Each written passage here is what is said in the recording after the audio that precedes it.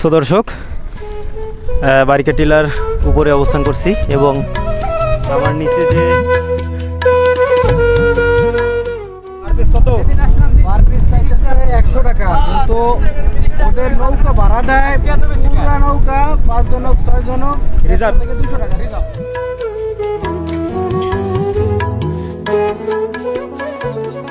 প্রকৃতির অপার সৌন্দর্যে ভরা এক বিস্ময়কর জগৎ টাঙ্গুয়ার হাওর এবং মেঘালয়ের পাহাড়। চলুন ঘুরে আসি এই দুই প্রকৃতির নীলাভূমি থেকে। আজকের ভিডিওতে দেখাবো আমরা কিভাবে টাঙ্গুয়ার হাওর গেলাম এবং কি কি দেখলাম। ভ্রমণের সম্পূর্ণ অভিজ্ঞতা শেয়ার করব আজকের এই পর্বে। দ্বিতীয় পর্বে দেখাবো টেকের ঘাট থেকে কিভাবে বারিকা টিলা, লাকমাছড়া, নীলাদ্রি লেক এবং মেঘালয় পাহাড় খুব কাছে থেকে দেখবেন। তাই ভিডিওটি শেয়ার করে সম্পূর্ণ দেখার অনুরোধ রইল।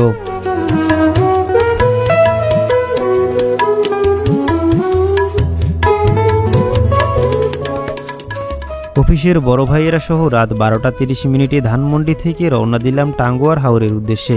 সকালবেলা পৌঁছে গেলাম তাহিরপুর ঘাট পারে। আমরা খুব বেশি একটু ভোগান্তিতে পড়েছিলাম। পরবর্তীতে আমরা অটো করে এখানে আসি।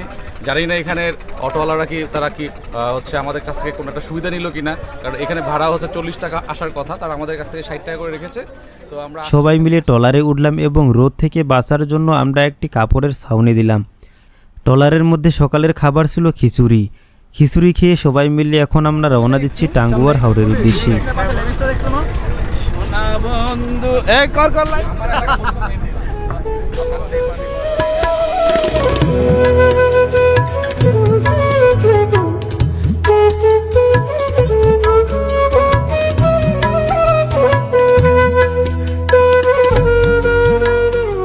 আমাদের ট্রলার এগিয়ে চলেছে শান্ত নদীর বুক চিরে। নদীর দুপাশ জুড়ে ছড়িয়ে আছে অপূর্ব সবুজ প্রকৃতি, ঘন গাছপালা, খেজুর ও নারিকেল গাছ মাথা উঁচু করে দাঁড়িয়ে আছে, যেন অভ্যর্থনার জন্য প্রস্তুত। মাঝে মাঝে দেখা যাচ্ছে ছোট ছোট ঘর বাড়ি, মাটির ঘর, টিনের ছাউনি আর শিশুদের কৌতূহলী চোখ। পাখির কিচিরমিচির আর বাতাসের মৃদু শোষ শব্দ মিলে যেন এক স্বর্গীয় সুর বেজে উঠেছে। মাঝে মাঝে ট্রলারের পাশে দুলে উঠেছে জলের ঢেউ। প্রকৃতির এমন নৈশব্দ আর নির্মলতা যেন মনকে এক নতুন শান্তিতে ভরে দেয়। এভাবেই এগিয়ে চলেছি আমরা টাঙ্গুয়ার হাওরের উদ্দেশ্যে। কেউ সামনের দিকে দাঁড়িয়ে, কেউ বসে, কেউ বা আবার ক্যামেরায় মুহূর্তগুলো ধরে রাখছেন। নীল রঙের ট্রলারটি জলের বুকে এগিয়ে চলছে, চারপাশে বিশাল হাওরের পানি। টাঙ্গুয়ার হাওরের মাঝখান দিয়ে যে আমরা যাচ্ছি পাহাড়ের দিকে, আপনার অনুভূতিটা একটু শেয়ার করুন। ধন্যবাদ মুমিন। আসলে অনুভূতি প্রকাশ করে শেষ করা যাবে না। এখানে আসলে যে কারো মন ভালো হয়ে যাবে, কারণ এটা খুবই সুন্দর একটা জায়গা।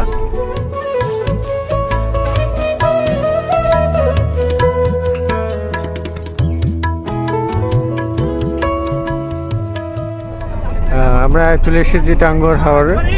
এটি অদ্ভুত একটা সুন্দর একটা দৃশ্য এবং পাশে মেঘালয়, তার পাশ দিয়ে আমরা যাচ্ছি। প্রত্যেকেরই একবারও উচিত জীবনে একবার এখানে এসে এই দৃশ্যটি উপভোগ করার জন্য। তো প্রকৃতির এত সুন্দর লীলাভূমি, এত সুন্দর জায়গা আর কখনো অন্য কোথাও দেখা যায় কিনা আমার সন্দেহ। ধন্যবাদ।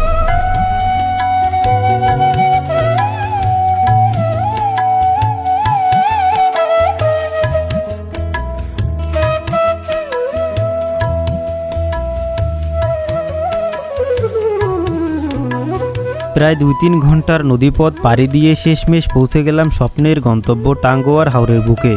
চারপাশে অথই পানি, নির্বাক হয়ে তাকিয়ে থাকি যেদিকে দু চোখ যায়। কেবলই পানি আর পানিতে রোদের ঝলকানি। সূর্যের আলো জলরাশিতে প্রতিফলিত হয়ে এক মনোমুগ্ধকর দৃষ্টি তৈরি করছে। মাঝে মাঝে হালকা বাতাস এসে গায়ে লাগে, মনে হয় প্রকৃতি যেন নিজের হাতে ছুঁয়ে দিচ্ছে। হাওরের মাঝপথে দাঁড়িয়ে দূরে তাকালেই দেখা মেলে মেঘে ঢাকা মেঘালয় পাহাড়ের এক ধরনের অপার্থিক সৌন্দর্য, যেন স্বপ্নের মতো। নীল আকাশ, অথই পানি আর তার পেছনে দাঁড়িয়ে থাকা সবুজ পাহাড়গুলো দেখলেই মন জুড়িয়ে যায়। মনে হয় প্রকৃতি যেন আপন করে ডেকে নিচ্ছে। হাওরের শান্ত জলে ভেসে পাহাড় দেখা এক অনন্য অনুভূতি। লঞ্চগুলো ছুটে চলেছে পর্যটকদের নিয়ে।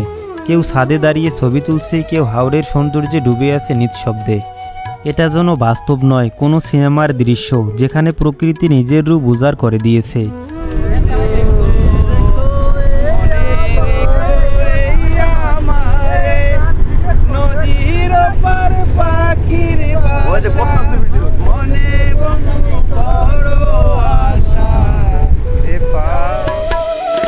এই মুহূর্তগুলি জীবনের আসল আনন্দ।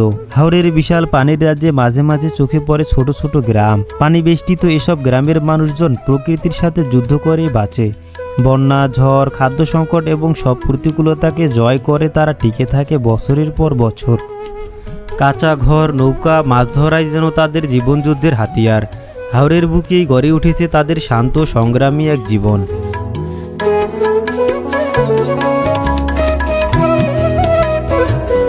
টাঙ্গুয়ার হাওরের সেই অথই জলে ঘন্টার পর ঘন্টা ভেসে থাকার পর আমাদের গন্তব্যের দিকে আমরা ছুটে চলছি। চারিদিকে যতদূর চোখ যায় শুধু পানি আর আকাশের মিলন রেখা।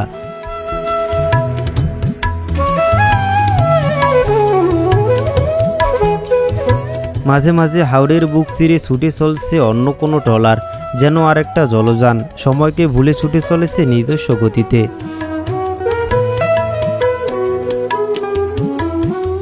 নৌকার ছাদে দাঁড়িয়ে আমরা মুগ্ধ দৃষ্টিতে দেখতে থাকি এক বিশাল জলজ জগৎ।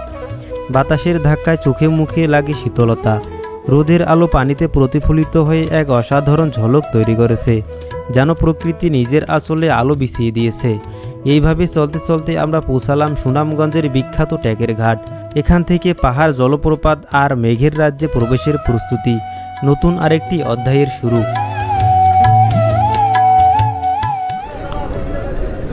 এই জায়গাটার নাম কি? কি?